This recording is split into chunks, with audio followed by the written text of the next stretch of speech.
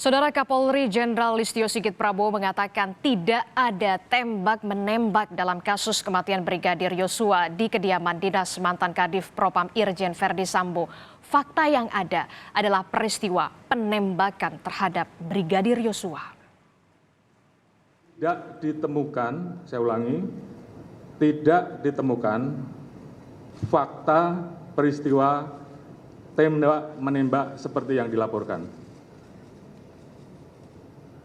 Saya ulangi, tidak ditemukan fakta peristiwa tembak-menembak seperti yang dilaporkan awal.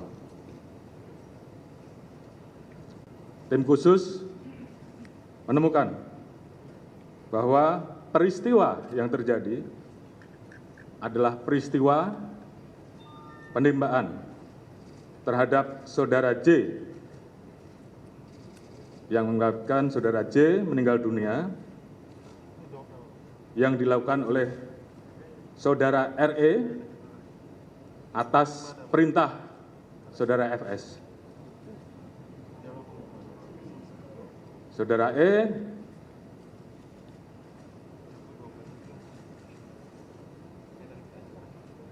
telah mengajukan GC dan saat ini itu juga yang membuat peristiwa ini menjadi semakin terang. Kemudian untuk membuat seolah-olah telah terjadi tembak-menembak, saudara FS melakukan penembakan dengan senjata milik saudara J ke dinding berkali-kali untuk membuat kesan seolah telah terjadi tembak-menembak. Terkait apakah saudara FS menyuruh ataupun terlibat langsung dalam penembakan, saat ini tim terus melakukan pendalaman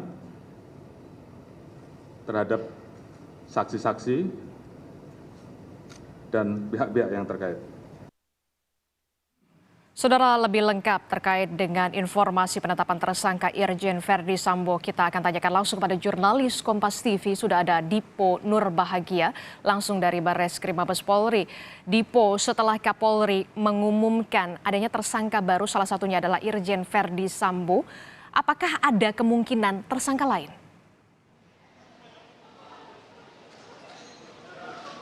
Kalau kita lihat dari pasal yang disangkakan, yakni pasal 340, subsidiar pasal 338, jungto pasal 55 dan pasal 56 KUHP, ada turut serta, kemudian juga siapa yang menyuruh, dan juga terlebih lagi pasal 340 ini menekankan terkait dengan pembunuhan berencana, tidak menutup kemungkinan bahwa akan ada tersangka lain terkait dengan peristiwa penembakan kepada Brigadir Yosua yang mengakibatkan Brigadir Yosua ini meninggal dunia. Tetapi yang paling penting untuk ditekankan, Aris dan juga saudara, walaupun masih ada kemungkinan tersangka baru, tetapi yang pasti adalah pihak Polri telah berhasil menetapkan siapa sebenarnya aktor yang menyuruh ataupun aktor yang memerintahkan Barada Eliezer untuk menembak Brigadir Yosua. Seperti yang kita ketahui bersama, aktor yang kemudian menyuruh Barada Eliezer menembak Brigadir Yosua adalah Irjen Pol Verdi Sambo. Memang sayang sekali, Aris dan juga saudara, tidak dijelaskan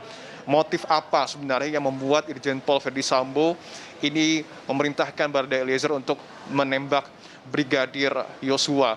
Tadi pun kami mencoba lebih rinci menanyakan sebenarnya apa aktivitas yang terjadi pada saat itu, pada saat Brigadir Yosua ini dilakukan penembakan. Tetapi sekali lagi, Kapolri menyebut bahwa ini adalah materi penyidikan sehingga proses penyidikan masih terus berlangsung dan belum dapat diungkapkan kepada wartawan dan juga kepada publik. Menarik kalau kita berbicara terkait dengan peran Irjen Pol Verdi Sambo di TKP ataupun pada saat proses penembakan terjadi di rumah dinasnya di kawasan Duren 3, Jakarta, tidak hanya meminta ataupun menyuruh Barada Eliezer menembak Brigadir Yosua, tetapi Irjen Pol Verdi Sambo juga dengan mandiri mengambil senjata dari Brigadir Yosua dan menembakkan senjata tersebut ke tembok-tembok yang berada di rumah dinas, sehingga hal ini dilakukan untuk kemudian membuat spekulasi adanya peristiwa baku tembak antara Brigadir Yosua dan Barada Eliezer yang kita tahu bersama itu adalah cerita awal yang ternyata sampai dan saat ini dan sudah dibantah secara langsung oleh Kapolri Jenderal Listio Sigit Prabowo. Tentu menarik juga pengungkapan kasus ini terlepas dari bagaimana Barada Eliezer ini menuliskan secara langsung, secara sadar sendiri di kertas BAP kronologis terkait dengan penembakan kepada Brigadir Yosua sehingga kasus ini dapat sedikit mengalami terangnya peristiwa seperti apa yang kemudian dijanjikan oleh Kapolri atas instruksi dari Presiden Republik Indonesia Joko Widodo. Sejauh ini Polri sudah menetapkan 4 orang tersangka. Kalau dapat kami rinci adalah Barada Richard Eliezer yang memiliki peran pelaku penembakan. Kemudian juga ada yang kedua tersangkanya adalah Brigadir RR ataupun Brigadir Riki yang memiliki peran membantu dan menyaksikan penembakan. Kemudian juga ada KM. Kalau informasi awal ini adalah sopir dari Putri Chandrawati yang memiliki peran turut membantu dan menyaksikan penembakan korban. Sementara tersangka keempat yang tadi kami sebutkan adalah Irjen Pol Verdi Sambo memiliki peran menyuruh, melakukan dan menskenario peristiwa seolah terjadi tembak-menembak di rumah dinas Irjen Pol Verdi Sambo.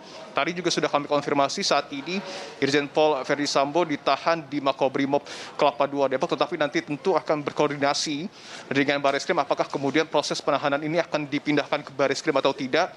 Kita masih harus menunggu update terbaru dari Polri dalam beberapa waktu ke depan.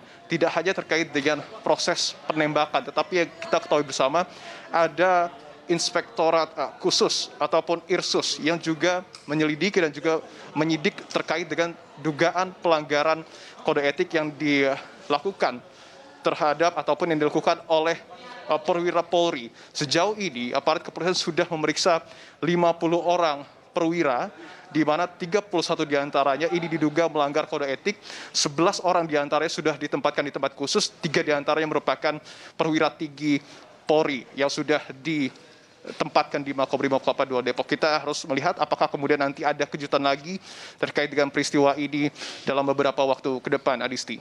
Baik, kita akan tunggu nantinya akan seperti apa. Saat ini memang Irjen Verdi Sambo sudah ditetapkan sebagai tersangka dan saat ini ditahan di rutan Makobrimob Kelapa II Depok, Jawa Barat. Terima kasih informasinya, jurnalis Kompas TV Dipo Nurbahagia.